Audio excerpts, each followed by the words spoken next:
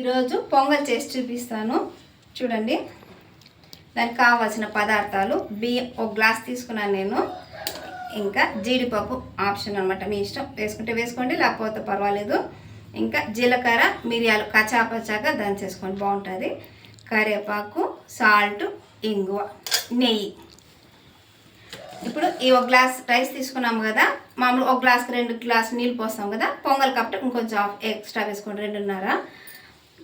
ఇంకా ఇలా నేనైతే శుభ్రంగా బియ్యాన్ని కడిగేసి 2.5 గ్లాసు నీళ్ళు పోసేసి ఇప్పుడు ఈ సాల్ట్ వేసేద్దాము. అంటే మళ్ళీ ఇచ్చేస్తాం, తాలింపు చేసేటప్పుడు ఏమవుతుందంటే వేసుకున్నామంటే మిక్సింగ్ సరిగ్గా కాకుండా అక్కడక్కడ ఉప్పు తగులుతూ ఉంటుంది. అలా కాకుండా ఫస్టే వేసేసుకుందాము. ఇలా కలిపేసి ఇలా 3 విజిల్ పెట్టేస్తాము. పెట్టేస్తే బాగుంటుంది. చూడండి 3 విజిల్ వచ్చేసింది, ఆరిపోయింది. ఆరిపోయినాక తీసేద్దాము. ఇంకా స్టవ్ ఆన్ చేసేసి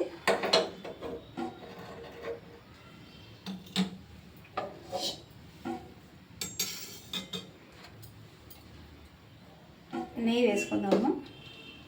నెయ్యి మంచిదే, గుడ్ కొలెస్ట్రాలే, మితంగా వాడుకోండి, ఎక్కువ వాడాల్సిన అవసరం లేదు, కొద్దిగా వేసుకోండి.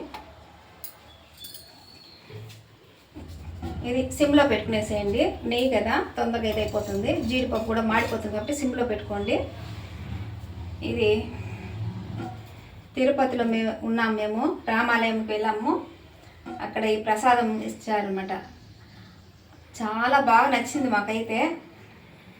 అందుకే అప్పుడు చిన్నప్పుడు తిన్న వంట ఆ ప్రసాదాన్ని నేను ట్రై చేశాను, బాగా వచ్చింది. మీకు కూడా చూపిద్దామని ఈరోజు ఈ పొంగల్ చేస్తున్నాను. చూడండి, జీడిపప్పు వేసేస్తాను.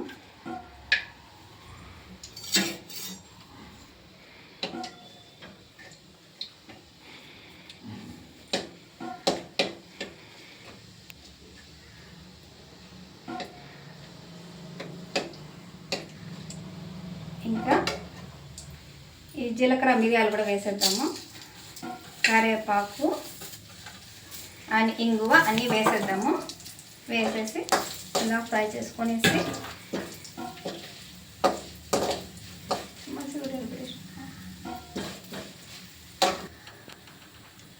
ఆఫ్ చేసేసేయండి. వేసేసి దీంట్లో వేసేద్దాము. ఇంకా ఈ రైస్ కూడా కొద్దిగా తీసి దీంట్లో వేసి వేస్ట్ చేయకుండా ఇది కూడా ఇలా చేసి ఇలా పోసేసాను.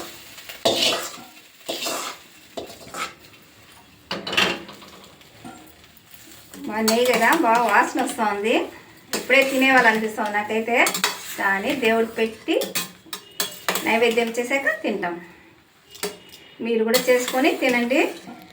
ఈ ప్రసాదం చాలా బాగుంటుంది. మాకైతే చిన్నప్పుడు మా అమ్మ, నాన్న, పెద్దక్క, చిన్నక్క, నేను, మా తమ్ముడు ఈ ప్రసాదం కోసమే వెళ్ళేవాళ్ళం. చాలా బాగుంటుంది, మీరు కూడా ట్రై చేసుకొని చూడండి.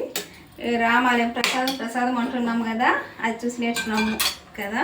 దేవుడికి నైవేద్యం చేసి చూడండి, నైవేద్యం పెట్టాము.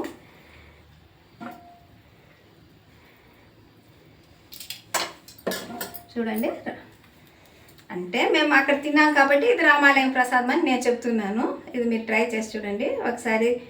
రాముడికి జై శ్రీరామ్.